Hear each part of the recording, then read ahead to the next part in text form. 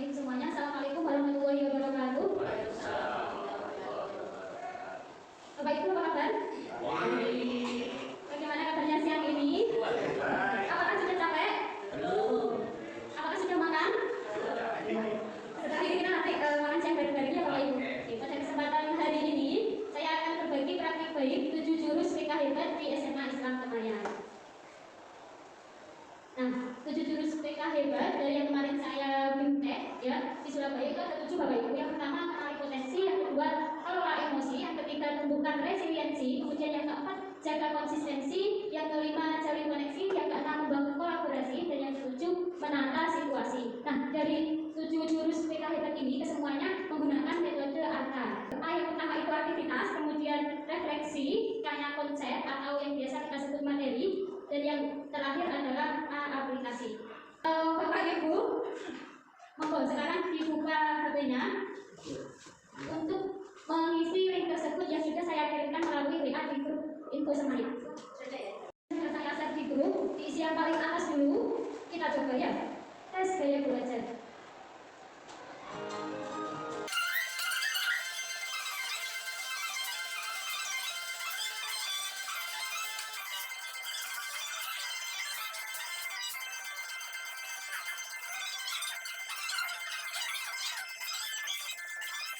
Oke, sampel game Bapak Ibu yang pertama ada yang sudah keluar hasilnya.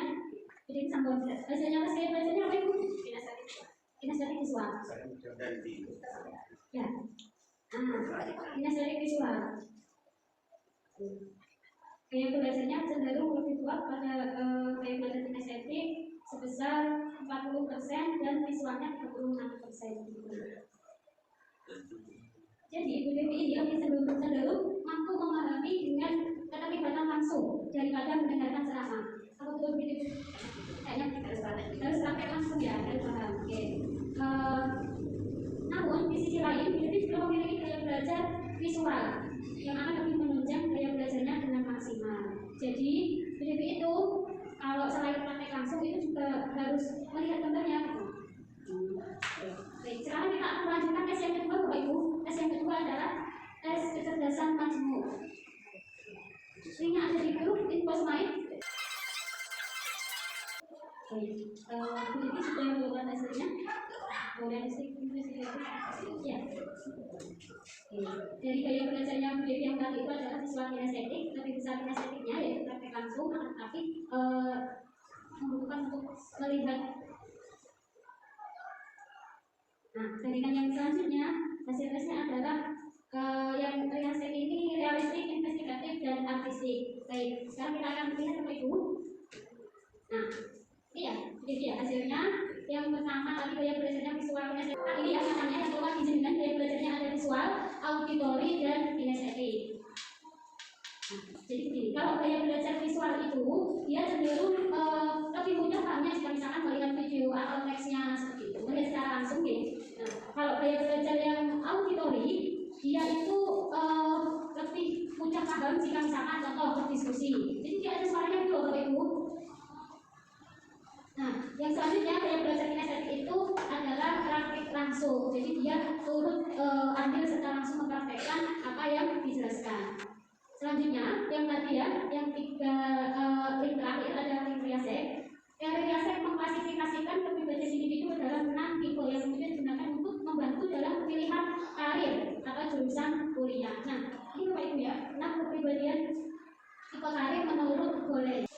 Kemudian Bapak Ibu, kemarin ini saya sedang mengimplementasikan jurus yang pertama tadi kan kenali potensi ya. Nah, dalam kenali potensi kan ada 3, ada kecerdasan majmuk, ada gaya belajar, ada Riasek tadi. Nah, itu digabungkan. Tapi karena terbatas satu juga, saya hanya memberikan tes gaya belajar kepada siswa di kelas 12.1 kemarin hari Jumat tanggal 23 Oktober 2025, 2 minggu yang lalu. Nah, hasil tes menggunakan link aktivitas yang Bapak Ibu isi, hasilnya adalah 2 siswa belajarnya visual, 11 siswa auditory, dan 11 siswa lagi belajarnya kinestetik.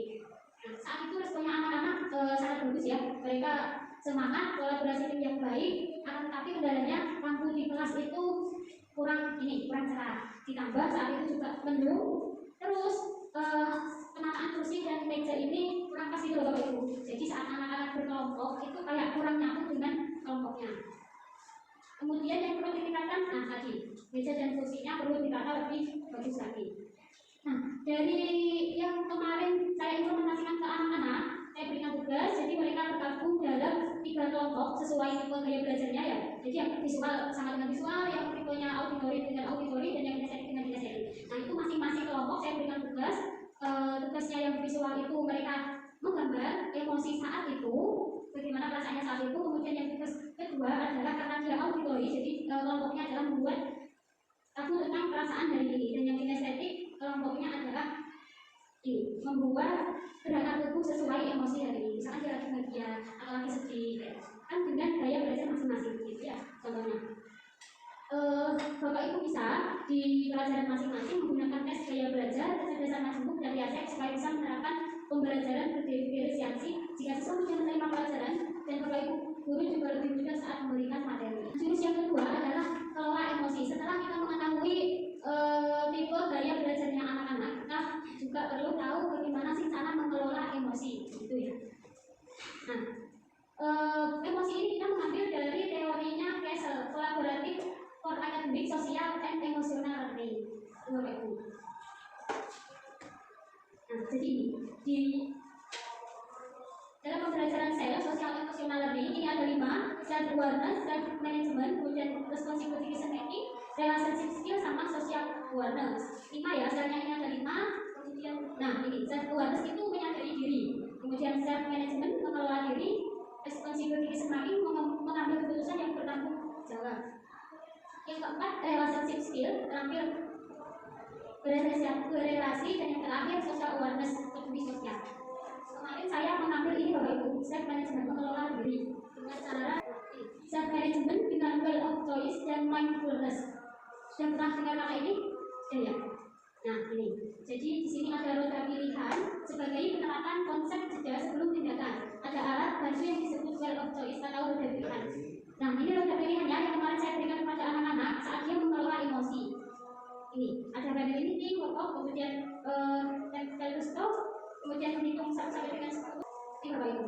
Nah, ada lagi dalam mengelola emosi itu kita ada rumus PRO. P plus R sama dengan O. Jadi P-nya itu peristiwa, R-nya itu respons, dan O-nya itu output. Kualitas respons kita pada sebuah peristiwa akan menentukan kualitas hasil atau data. Ini mindfulness-nya. Mindfulness yaitu pemahaman diri. Diperlukan dalam proses mengajar. Mindfulness merupakan kemampuan individu untuk sadar akan pengalaman yang dimiliki sehingga mau menerima situasi apapun tanpa menghakimi diri sendiri. Dia sadar gitu. Nah, ini kemarin saya katakan juga kepada anak-anak bisa duduk, kemudian menutup mata, sama bernapas, fokus selama 1 menit. Ini kemarin implementasi, saya implementasikan jurus yang kedua sama di kelas 12.1 juga. Seminggu kemudian setelah jurus yang pertama ya, jurus yang pertama jurus ke-1 kenali potensi, setelahnya jurus yang kedua kelola emosi. Tanggal 30 hasilnya siswa mengetahui emosi dan bisa mengelola emosi tersebut dengan well of choice atau roda pilihan. Jadi ketika dia emosi dia pilih bagaimana, dan mindfulness tadi. Nah, kemarin itu karena keadaannya lampunya kurang terang sama ditambah mendung, terus hujan, sudah hujan waktu itu, jadi agak khawatir mati lampu, tapi nggak sampai mati lampu. Kemudian sama ya Bapak Ibu dengan yang awal tadi, kondisi meja dan kursi juga masih kurang. Nah ini kemarin saya berikan ke anak-anak itu tugasnya seperti ini. Jadi kan bisa menggunakan teori Kessel atau SEL tadi ya, social emotional learning dalam pembelajaran untuk mengetahui manajemen diri siswa dalam mengelola emosi, sehingga dapat digunakan sebagai tombol riset siswa dalam mengenal emosinya. Terima kasih atas waktunya. Saya akhiri. Wassalamualaikum warahmatullahi wabarakatuh. Bagaimana praktik teknik ini menjadi menurut jenengan setelah mendengarkan dari 7 jurus BK hebat dan 2 jurus yang saya sampaikan? Terima kasih Bu Lena. Saya punya refleksi ya, saya refleksi dari praktik baik yang disampaikan Bu Lena hari ini. Ini adalah pengetahuan awal bagi saya. Jadi terima kasih yang pertama Bu Lena sudah mengenalkan ilmunya kepada kami.